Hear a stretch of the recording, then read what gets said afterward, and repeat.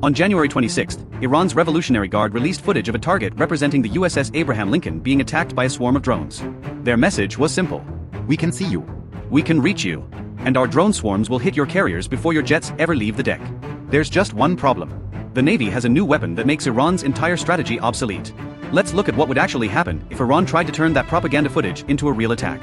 It would start at 0600 local time when 12 contacts climb off a coastal site near Bandar Abbas and turn south toward the Strait of Hormuz.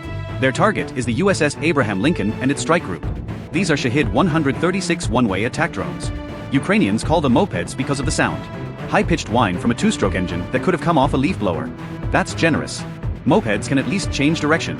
Once the Shahed launches, it follows pre-programmed GPS coordinates until it hits something or runs out of fuel.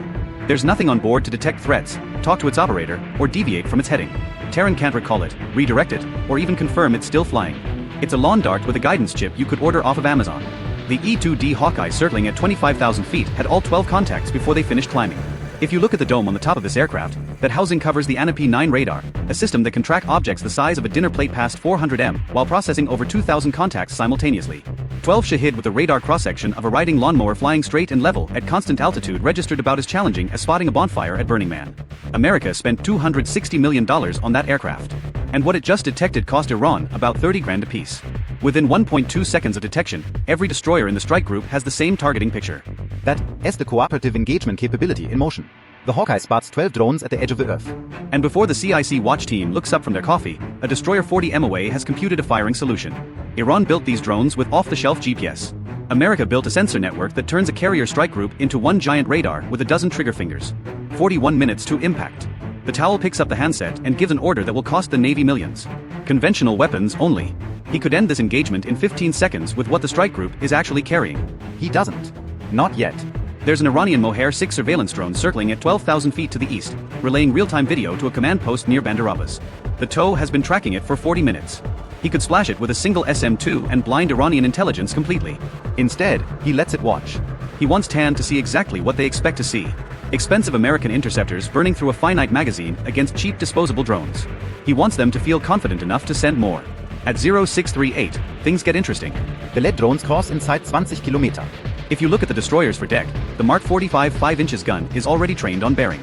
This 127mm weapon fires proximity-fused rounds. Shells designed to detonate near the target and spray shrapnel at 800 meters per second through composite airframes built to survive rain, not warfare. 3 rounds, 3 Shahed come apart in midair. $6,000 well spent. 9 contacts at 15 kilometers aboard one of the destroyers. Its CIWS mounts spin up with the sound every sailor knows in their sleep. A rising mechanical war that means something is about to have a very bad day. The M61A1 rotary cannon puts 4,500 rounds of 20mm tungsten penetrators per minute into targets that couldn't dodge a kite. 11 seconds and 4 drones turned to confetti raining into the Gulf.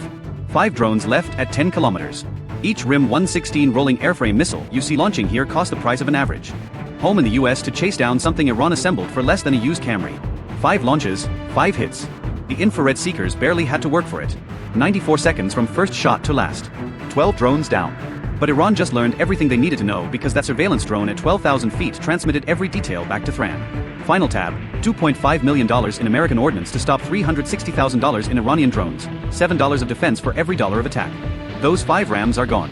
The magazine is lighter, and there's no way to refill missiles unless in port. The town knows this. He's been watching the surveillance drone, too. He could have splashed it an hour ago.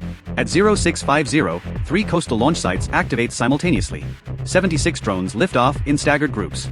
Behind them, 20 more hold at low altitude near the coast. The probe told exactly what they expected, but unknown to the Iranians, the Navy has something hiding in plain sight they never expected.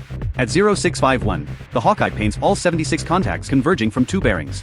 41 from the northeast, 35 from the east, plus those 20 reserves hugging the coastline at 50 m just above the waves. An Arleigh Burke-class destroyer like you see here carries 96 vertical launch cells. But those aren't all loaded for air defense. The SM-3S are reserved for ballistic threats. SM-6S embarked for high-value targets. Tomahawks needed for offensive strikes.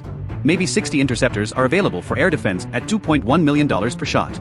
That's $126 million in missiles to stop $2.3 million worth of drones. And Iran staged 20 reserves behind the main wave specifically because they've done this arithmetic. Wave 1 empties the magazine. Wave 2 walks in unopposed. No amount of creative allocation changes that arithmetic. You run out of missiles before Iran runs out of shots. Period. Unless the missiles never leave the tubes. At 0720, the TA gave an order that confused half of his CIC watch team Meteor to weapons-free all sectors. If you look at the destroyer's forward deck between the BLS cells and the bridge, there's a flat panel array about the size of a commercial refrigerator. No rotating dish, no barrel. It looks like a slab of metal bolted to the deck. Another antenna among dozens on a warship bristling with them. 3 years ago, this system didn't exist.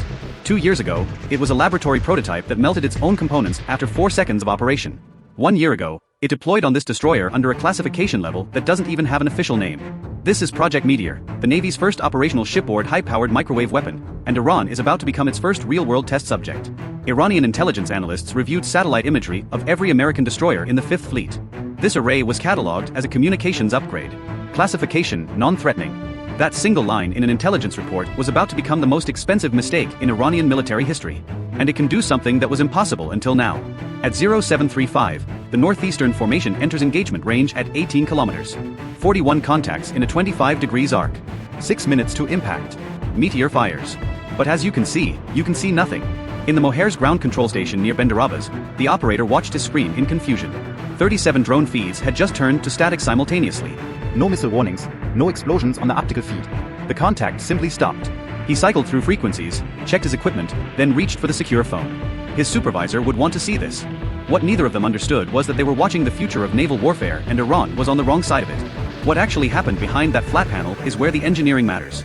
Thousands of gallium nitride semiconductor elements, a material that wasn't mature enough for weapons applications a decade ago, generated focused microwave energy and combined it into a single coherent beam. Steered electronically at the speed of light. Here's the physics that makes Meteor possible and why Iran never saw it coming. Microwave energy at the right frequency doesn't need to burn through armor or punch holes in airframes. It just needs to reach the electronics.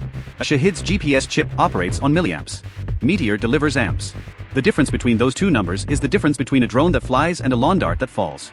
37 contacts dropped off the Aegis display simultaneously, falling out of the sky without burning or exploding, just nosing over and dropping into the Gulf like someone pulled a battery, which is essentially what happened.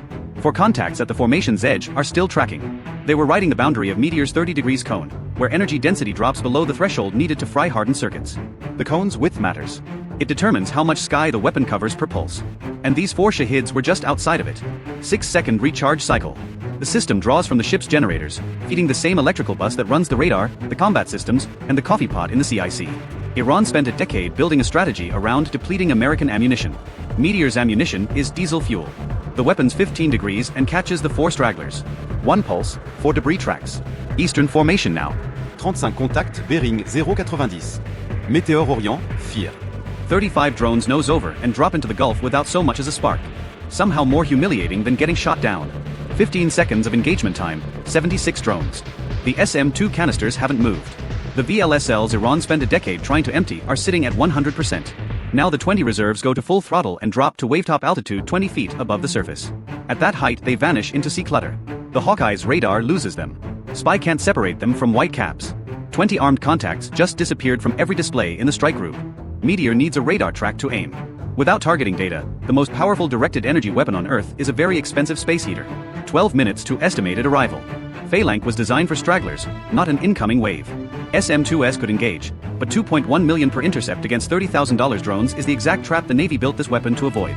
The magazines the TOW has been protecting all morning are about to matter if missiles are inbound. 12 minutes is a long time when 20 warheads are out there and your best weapon can't find them. On every ship, so mounts track empty ocean. Spy sweeps the surface and returns nothing but wave noise. Somewhere below the radar horizon, 20 GPS-guided warheads are closing at 3 kilometers per minute. The only thing the strike group knows for certain is the math.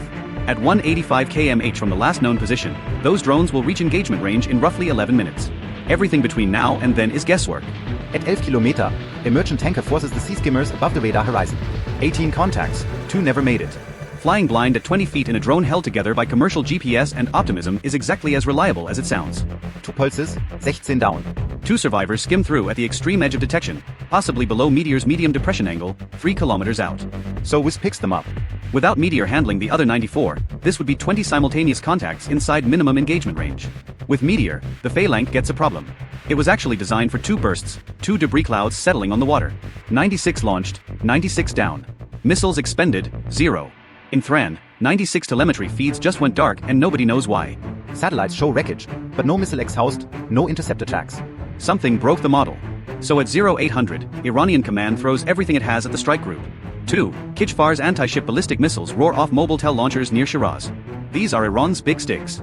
Macht 3 Terminal Descent, 650 Kilogramm Warheads. Electro-optical seekers that adjust aim in the final seconds to hit a maneuvering ship. While the ballistic arcs climb, 80 more Shahid launch from 4 coastal sites. And from Bandar Abbas Harbor, 6 Peykaap fast attack boats surge out at 52 knots, each carrying 2 Charlie 802 anti-cruise ship missiles. 3 timelines running at once. The Khalij Fars impact in 90 seconds. The boats need 23 minutes to reach the Charlie 802 release range. The drones are 44 minutes out. This is the combined arms scenario Iranian war colleges have taught for 20 years.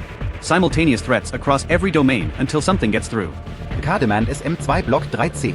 Nothing else in the inventory stops a Mach 3 ballistic warhead. 4 SM-2S punch out of the VLS cells and climb toward intercept at 80,000 feet.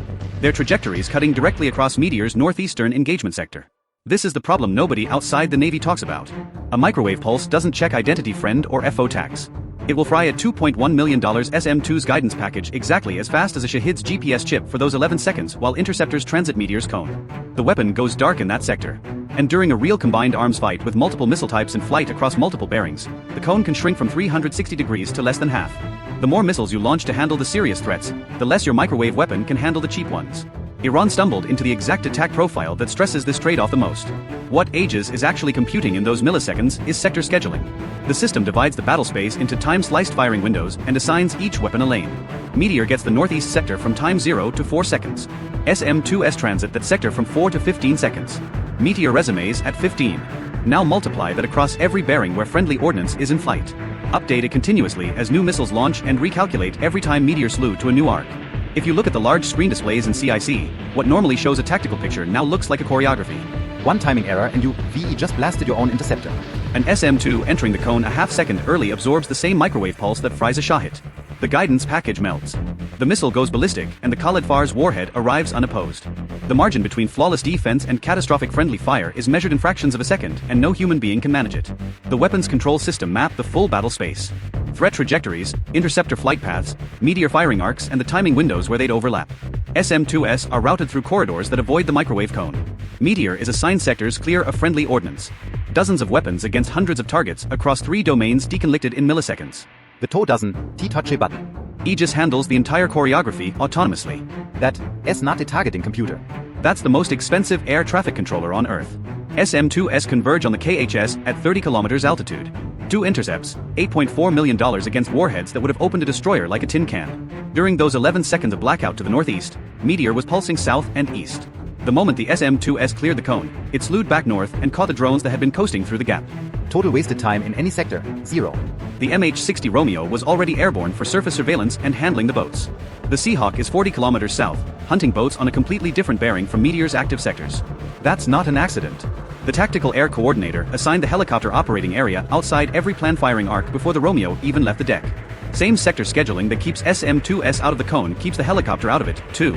And even if the beam swept that direction, military avionics are hardened to electromagnetic interference standards. Shielded wiring, Faraday cage flight computers, components rated to survive orders of magnitude more interference than Shahid's commercial GPS chip ever could. 6 AGM 1114 Hellfires, 8 minutes. 6 boats converted to debris fields before the crews reached their C-802 launch baskets. Throne spent years building those Peykaps. The helicopter spent 8 minutes ending the conversation. 80 Shahids across 4 bearings get Meteor in a firing sequence Aegis computed to maximize cone coverage while respecting the thermal budget. 4 pulses 6 seconds between each. 24 seconds, 80 contacts gone. Iranian EW stations have been jamming since the KHS launched. However, Meteor only transmits. Trying to jam a directed energy weapon is like trying to stop a flashlight by shouting. The Hawkeye at 25,000 feet sits above the jamming layer entirely and feeds clean targeting coordinates through CEC. Under that cover, 60 more drones launch from every remaining coastal site. Throne S final hand.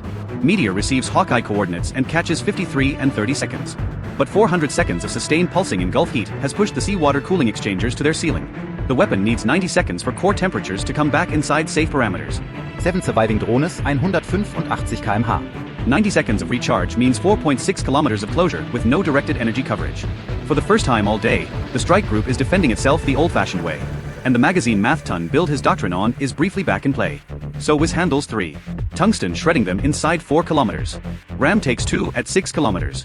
Meteor comes back online and catches the last 2 at 9 kilometers. By 0700, total conventional expenditure against 300 drones, 2 ballistic missiles, and 6 fast attack boats, 4 SM-2S, and 6 Hellfires. Everything else was handled by a weapon running on the same generators that power the air conditioning. And shooting down a bunch of drones was just the obvious benefit of this weapon. While Meteor was swatting 300 drones, the Hawkeye was running a completely different mission. Launch sites that opened their blast doors got geolocated to within 3 m. The mobile tail launchers that drove out of concealment to fire the colliers were tracked from shelter to firing position and back.